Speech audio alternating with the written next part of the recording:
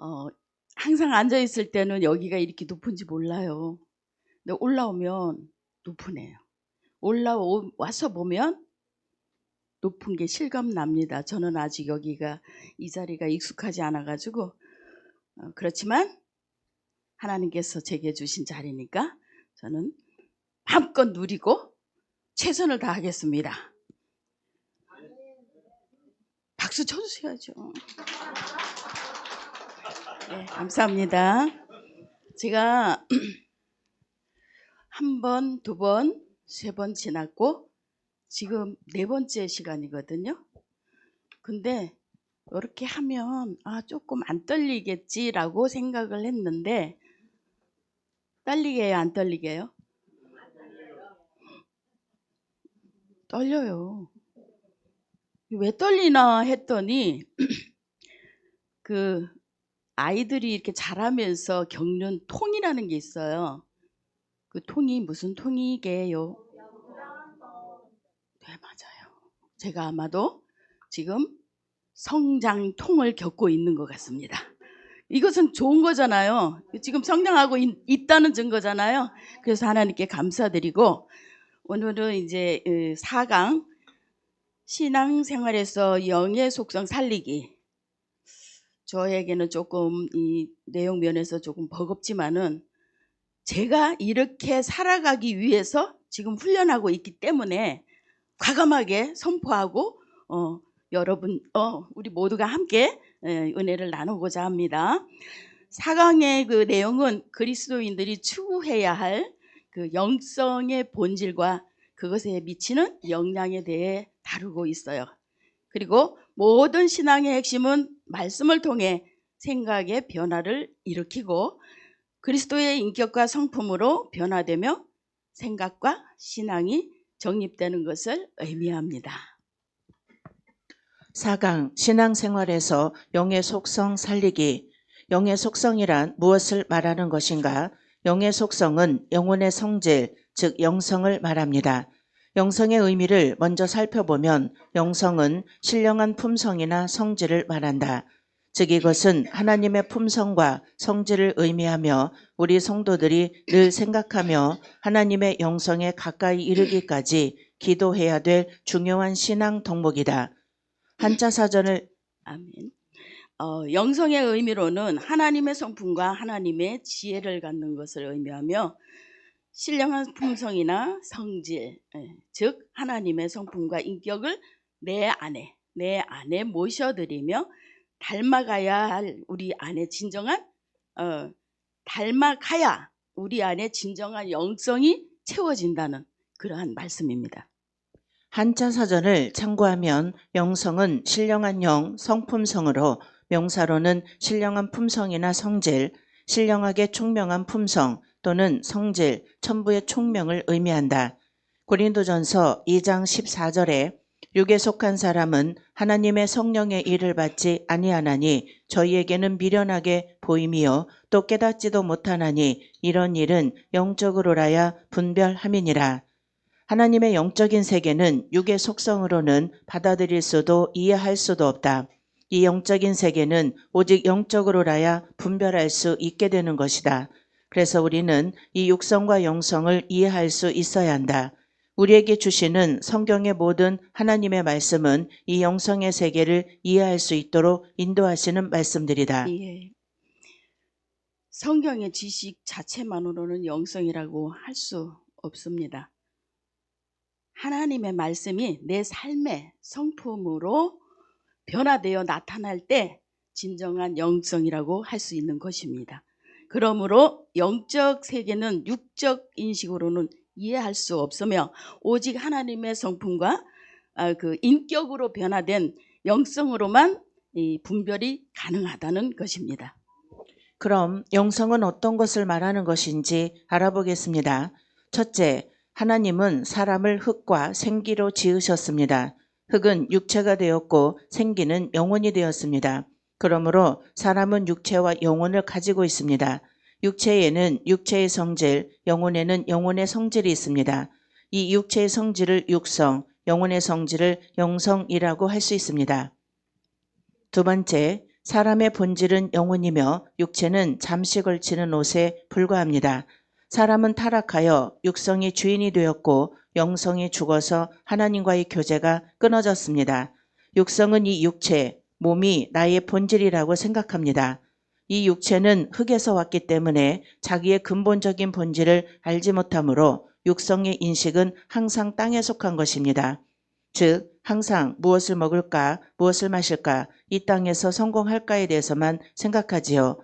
그러나 영혼은 하늘에서 하나님으로부터 왔기 때문에 영혼의 감각이 깨어나면 점차 썩어질 것이 아닌 영원한 것들을 추구하게 됩니다. 네, 맞습니다. 그 육성이란 흙에서 온 육체의 성질로 항상 무엇을 먹을까, 무엇을 입을까, 또 세상적인 어떤 그 욕심, 집, 돈, 땅, 명예, 권력, 이런 그 육적인 것에 땅에 있는 것만 추구하고 또 집착하게 된다는 것이죠. 그래서 육에 속한 사람은 영적인 세계를 이해할 수 없습니다. 그렇기 때문에 성령의 일도 깨닫지도 못하고, 그러므로 하나님의 인격을 닮아가는 것이 영적 그 분별력을 갖는 유일한 길이라는 것입니다. 큐티, 영성이란 영혼의 성질이며 이 영성의 회복이란 타락으로 인하여 육성이 주인이 된 인간이 영원히 눈을 떠서 영원한 것과 하나님과의 교제를 회복하는 것입니다. 아멘. 이 영성이란 하늘로부터 오는 그 영혼의 감각이며 영원한 것을 추구하게 되며 또한 영성 회복이 되어야만 영적인 세계를 분별하고 하나님과 교제할 수 있다는 것입니다. 또한 영성이 회복되고 하나님과 올바른 관계가 이루어지면 이렇게 됩니다. 첫째, 삶의 문이 열려요. 삶의 문이 열리게 됩니다.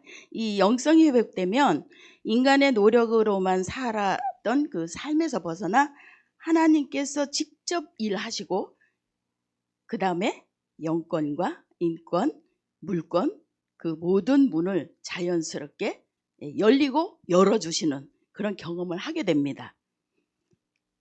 세 번째, 두 번째로 또한 영성이 회복되고 하나님과 관계를 잘 이루어가고 그 관계가 회복되어지면 두 번째로 쉼과 열매를 얻습니다.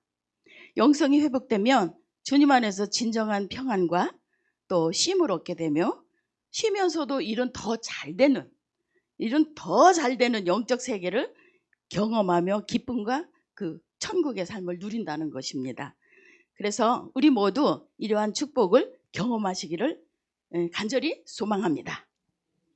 세 번째, 영성의 발전이란 이와 같이 영혼의 감각을 회복하고 이렇게 영의 기능이 열리고 회복되어 하나님의 측량할 수 없는 풍성함과 영광의 세계를 경험하고 알아가는 것을 의미합니다.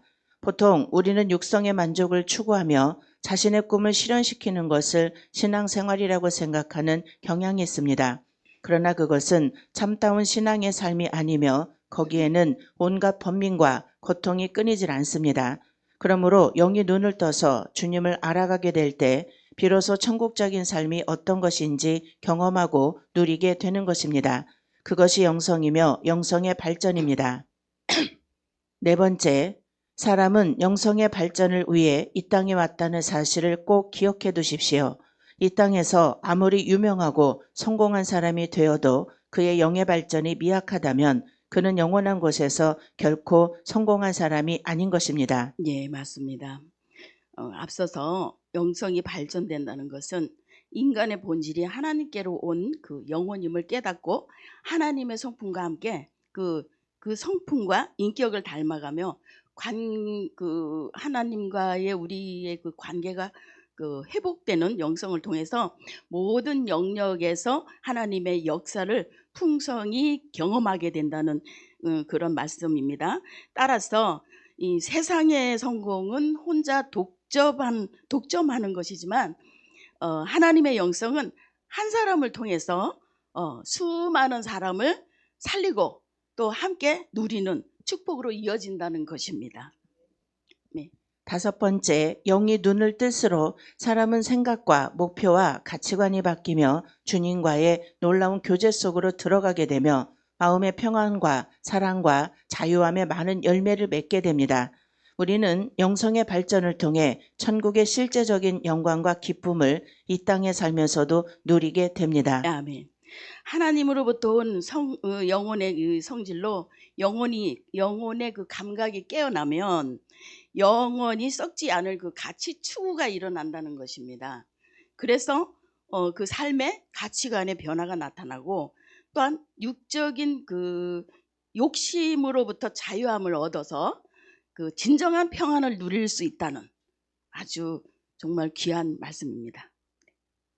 6번째, 신령한 삶이란 결코 본능적인 만족을 구하는 삶이 아니며 내면의 영이 깨어나 하나님의 영에 굴복되어 그분께 순종하고 경배하며 이루 말할 수 없는 하나님의 영광과 거룩과 풍부함을 맛보는 삶인 것입니다. 아멘. 사람이 바뀌지 않는 이유는 인격의 문제가 아니라 신앙이 제대로 정립되지 않았기 때문이라고 배웠습니다. 다 같이 배웠습니다. 네.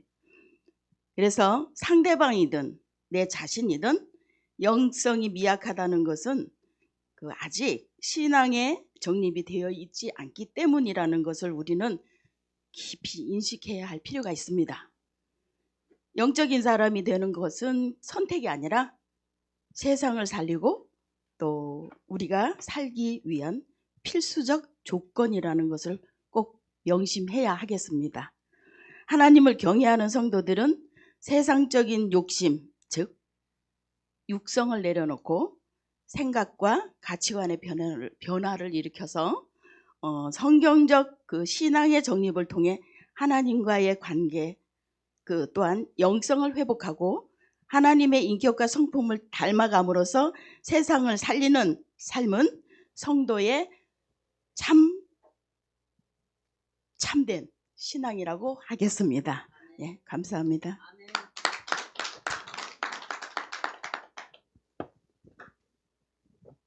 수고하셨어요.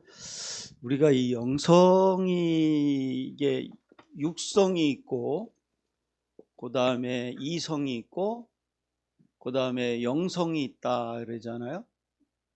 근데 이 영성이 왜 이제 중요하냐면 영성부터가 여기서부터는 이제 뭐가 나타나냐면 여기까지는 내가가 연결돼 있어요. 이성까지는.